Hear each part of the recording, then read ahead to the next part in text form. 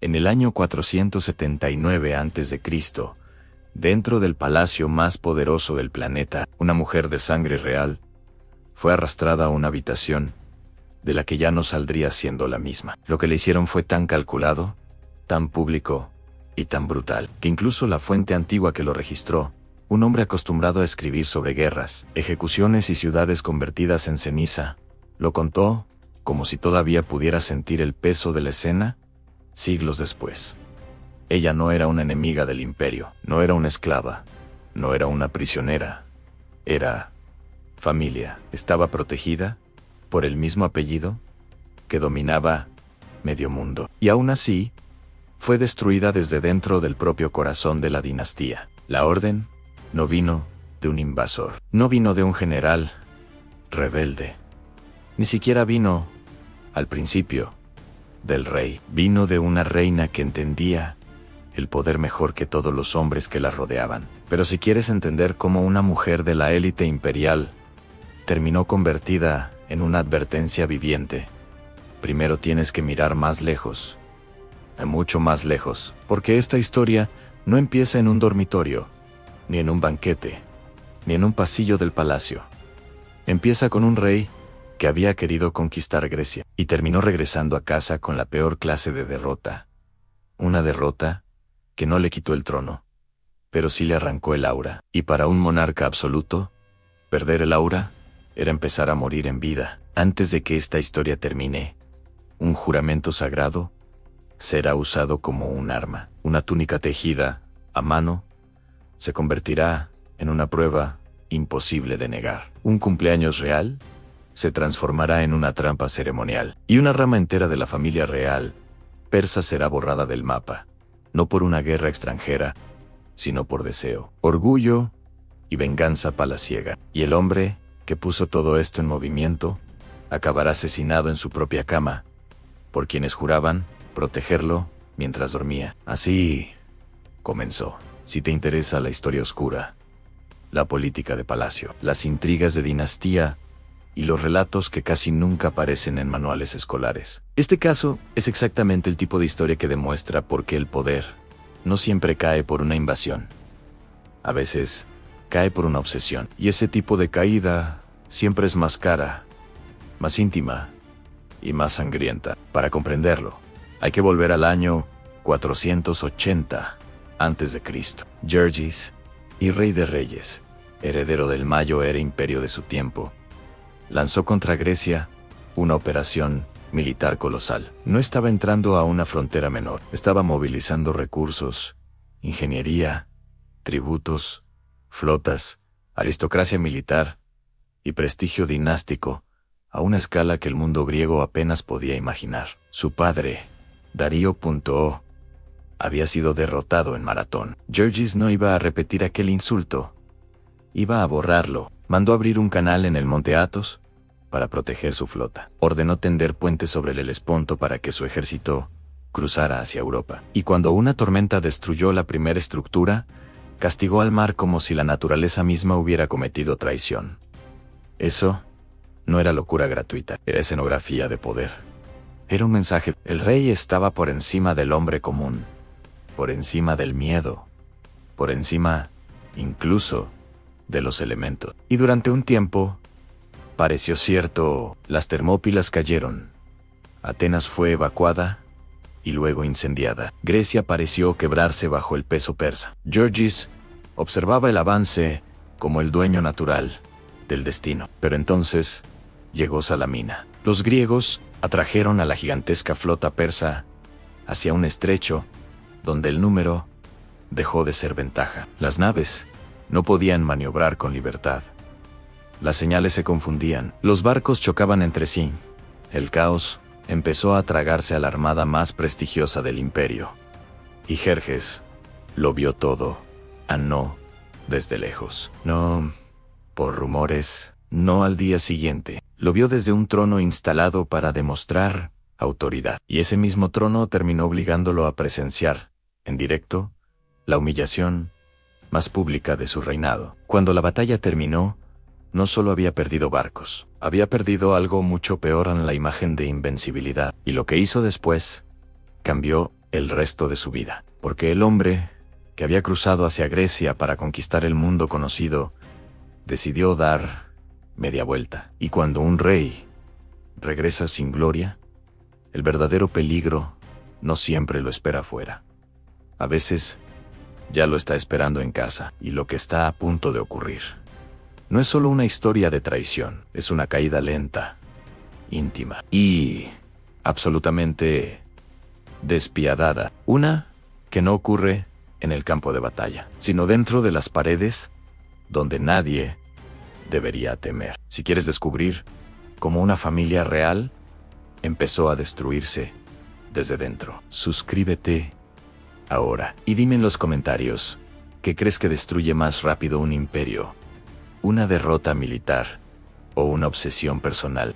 Después de Salamaina, Jerjes todavía seguía siendo el monarca más rico de la tierra. El imperio aqueménida continuaba extendiéndose desde regiones de África hasta las puertas de Asia Central. Controlaba rutas comerciales, tributos, metales preciosos, burocracia, ejércitos, ciudades y una maquinaria administrativa que ninguna polis griega podía igualar. En papel, nada esencial había cambiado, pero en política imperial, el papel importa menos que la percepción. Jerjes había salido hacia Occidente con una promesa implícita en victoria total. Regresó sin ella. Dejó a su general Mardonio en Grecia con parte del ejército, y un año más tarde, esa fuerza sería aplastada en Platea. Después de eso, Jerjes nunca volvió a liderar una gran campaña contra Grecia. El rey que había querido presentarse como conquistador universal comenzó a replegarse hacia el interior de su propio mundo. No fue derrocado. No fue humillado en una plaza pública. Nadie lo desafió frontalmente. Pero las cortes no necesitan gritar para cambiar de opinión.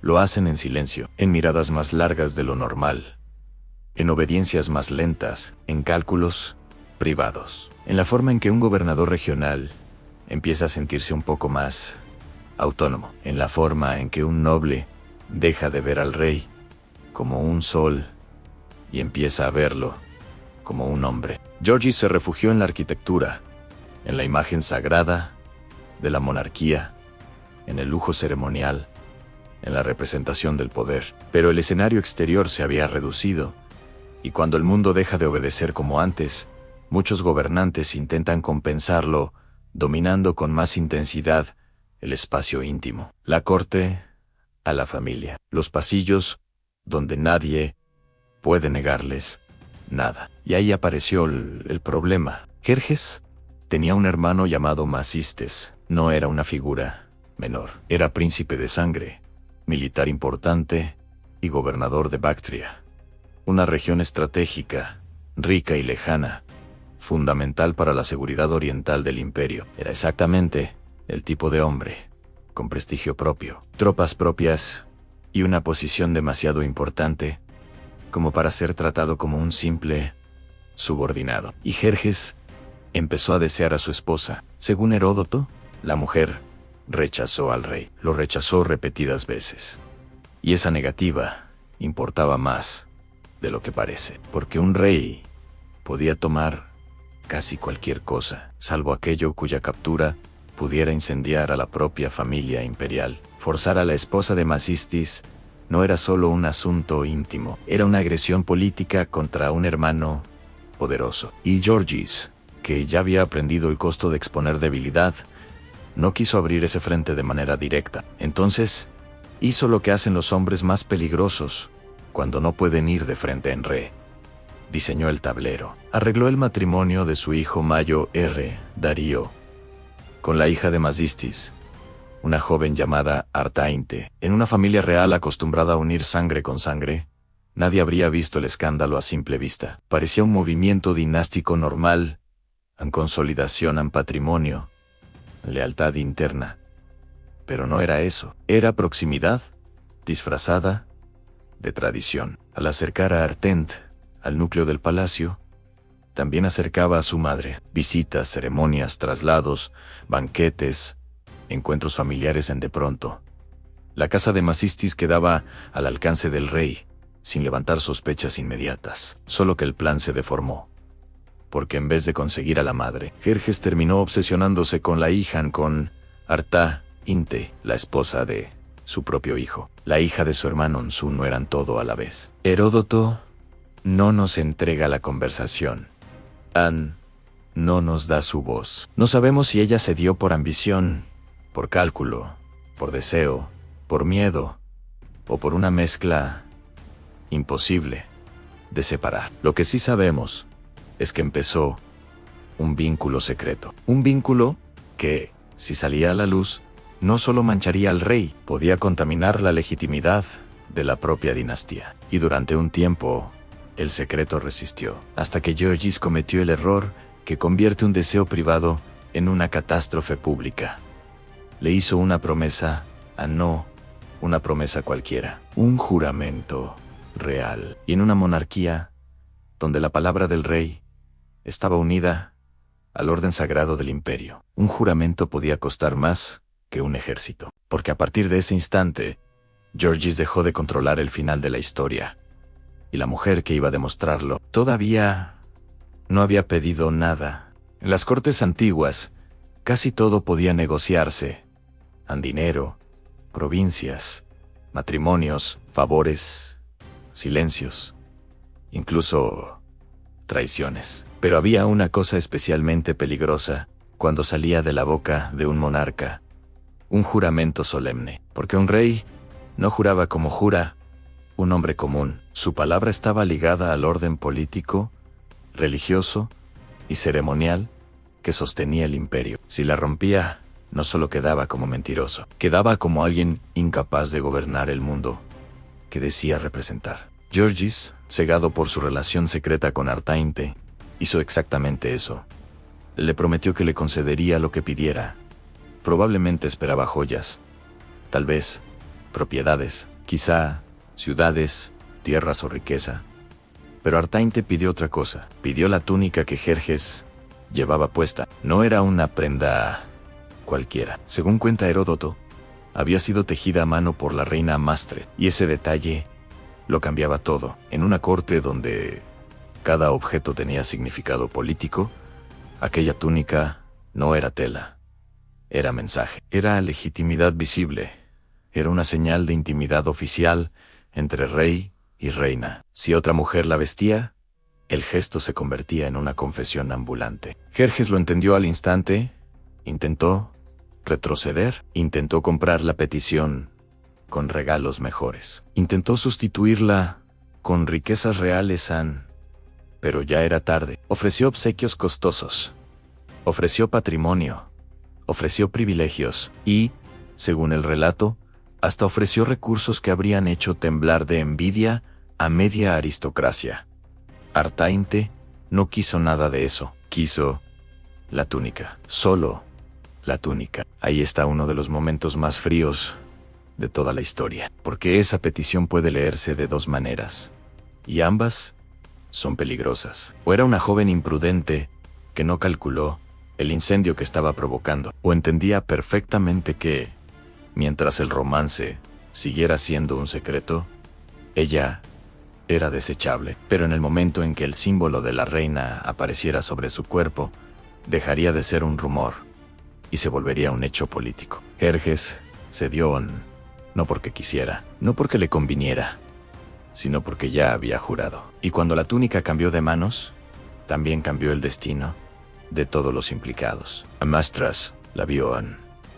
Y lo más aterrador no fue que montara una escena. Lo más aterrador fue que no la montó, no gritó, no acusó al rey delante de todos, no corrió a deshacer el escándalo.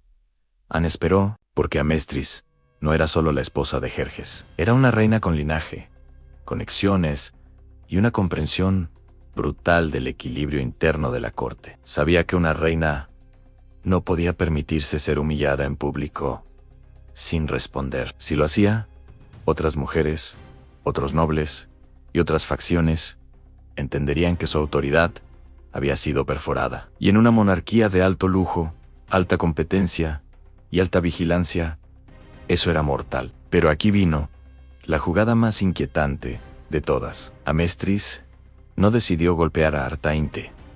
Decidió golpear a la madre, a la esposa de Macistes. Heródoto dice que Amastras creyó que aquella mujer había facilitado el romance, que había empujado a su hija hacia el rey para elevar su posición.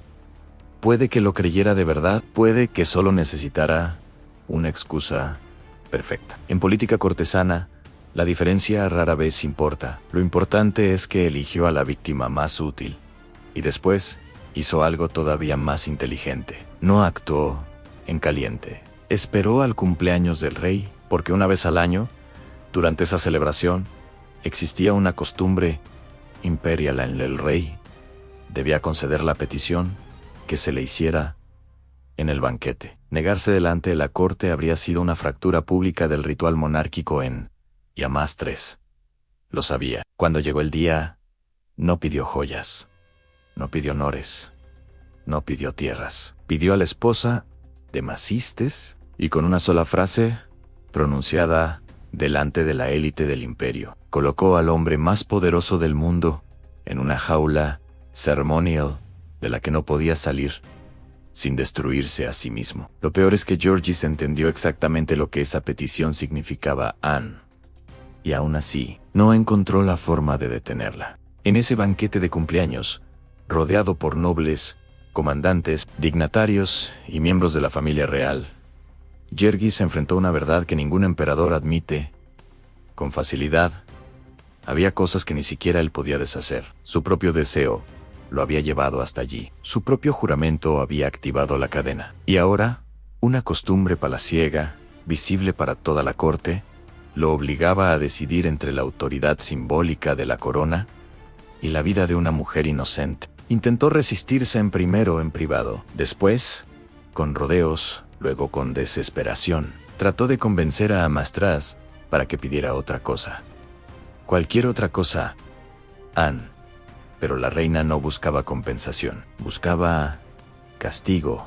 Quería que toda la corte entendiera que tocar su espacio, su símbolo y su posición tenía un precio. Y ese precio no iba a pagarlo la persona más obvia. Iba a pagarlo la persona que enviara el mensaje más fuerte. Entonces, Georgis recurrió a una maniobra todavía más extraña. Fue con Macistes, sin revelarle el romance, sin explicarle el peligro real, sin decirle la verdad, le pidió que repudiara a su esposa. Le ofreció, según el relato, una salida extraordinaria. Darle a cambio una nueva unión, aún más prestigiosa. Incluso casar a Macistes con una de sus propias hijas. Imagínate la magnitud de ese gesto. El rey del Mayo era imperio del mundo intentando arrancar a una mujer de una ejecución anunciada, sin poder decir en voz alta por qué. Macistes se negó, y su negativa fue lógica, porque un hombre iba a abandonar a la mujer que amaba solo porque su hermano, el rey, se lo pedía de manera vaga y sospechosa. Para él, aquello no tenía sentido. Para Jerjes, era el último puente antes del abismo. Y cuando ese puente se quebró, no quedó nada. La esposa de Macistes fue entregada a Amestris. Lo que siguió fue una mutilación metódica, diseñada no solo para destruir un cuerpo, sino para convertirlo en un mensaje político. Heródoto describe un castigo tan atroz que resulta imposible leerlo, sin sentir que aquí, la violencia ya no es impulso, es lenguaje. No se trató de una muerte rápida, no se trató de hacerla desaparecer.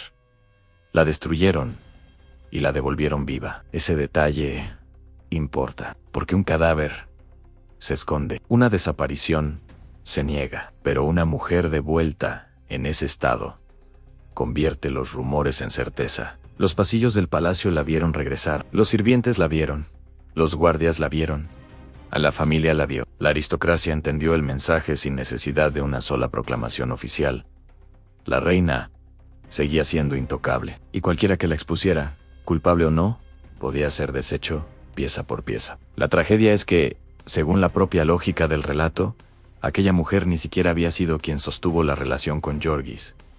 Ella había sido la primera en rechazarlo, pero en las cortes absolutas, La inocencia vale poco cuando el castigo necesita visibilidad. Cuando Macistes contempló lo que habían hecho con su esposa, se acabó cualquier posibilidad de reconciliación. No acudió a suplicar, no. Pidió arbitraje. No buscó perdón. Hizo algo mucho más peligroso.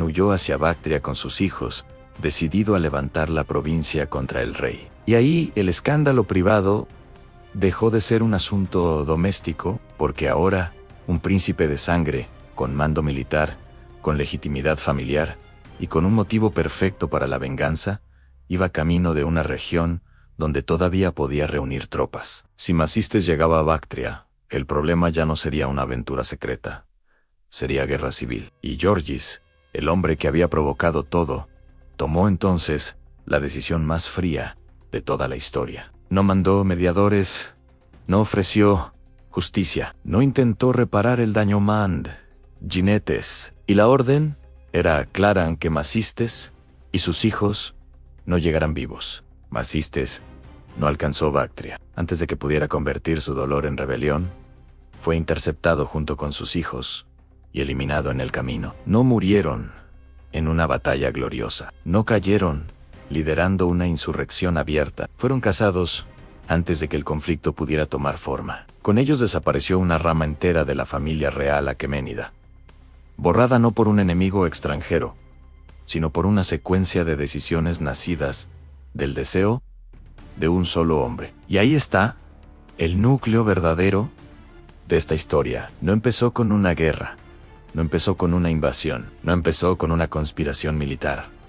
Empezó cuando un rey escuchó una negativa y no soportó lo que esa negativa significaba. Después, todo lo demás fue una reacción en cadena. La humillación de Salamina, la obsesión privada, el matrimonio usado como herramienta, la relación con Artá, el juramento sagrado, la túnica imposible de ocultar, la inteligencia política de Amastres, el ritual del cumpleaños, la mutilación ejemplar, la fuga de Macistis y la masacre final de su linaje. El imperio siguió funcionando, por supuesto. Los tributos continuaron llegando. Los archivos siguieron registrando ingresos. Las obras monumentales avanzaron. La administración persa era demasiado sofisticada como para colapsar por un solo escándalo, incluso uno tan monstruoso. Pero que una estructura sobreviva no significa que permanezca sana. A veces el sistema sigue de pie, mientras la confianza que lo sostiene ya se ha podrido por dentro. Y eso fue exactamente lo que ocurrió. La nobleza vio a un rey incapaz de controlar sus impulsos. Vio a un monarca atrapado por sus propios rituales. Vio a la familia real desgarrarse desde el interior. Vio que ni la cercanía al trono garantizaba seguridad. Vio que el favor real podía convertirse, de un instante a otro, en ruina total. Ese tipo de información no desaparece. Se queda flotando en una corte como una niebla invisible. Cambia conversaciones, cambia lealtades, cambia cálculos. Hace que los hombres encargados de proteger a un rey empiecen, en secreto, a preguntarse si sigue siendo rentable protegerlo. 14 años después de Salamina, la respuesta llegó. En 465 a.C., Georgis fue asesinado en su cámara privada. El golpe vino desde el lugar más peligroso posible, el círculo íntimo. Las fuentes antiguas señalan a Artabano, comandante de la Guardia Real, con ayuda del eunuco Aspametris. No fueron invasores, no fueron griegos, no fueron rebeldes de frontera. Fueron hombres del palacio, hombres que sabían cómo respiraba el rey, cómo dormía el rey, y cuando estaba más indefenso. Eso es lo que vuelve esta historia tan devastadora. Jerjes había intentado conquistar Grecia y fracasó. Intentó dominar su corte y la corrompió. Intentó poseer lo que no debía tocar y desencadenó una destrucción que terminó volviendo hacia Elan Artent.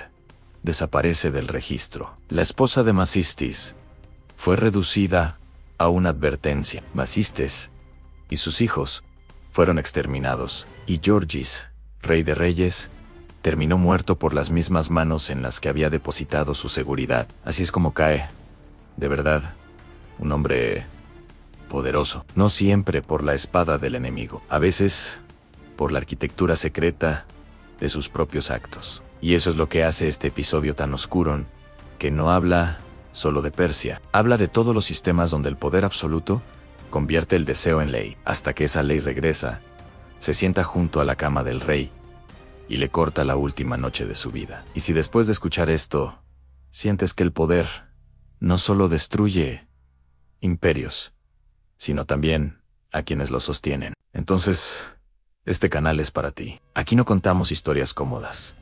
Contamos lo que pasa cuando el poder se vuelve personal, cuando el deseo se convierte en ley y cuando las decisiones terminan cobrando su precio en sangre. Si esta historia te dejó esa sensación incómoda en el pecho, suscríbete a Exploradores de Historia, porque lo que viene después es aún más perturbador. Y dime en los comentarios, ¿crees que Georgis cayó por sus enemigos o por sus propios actos?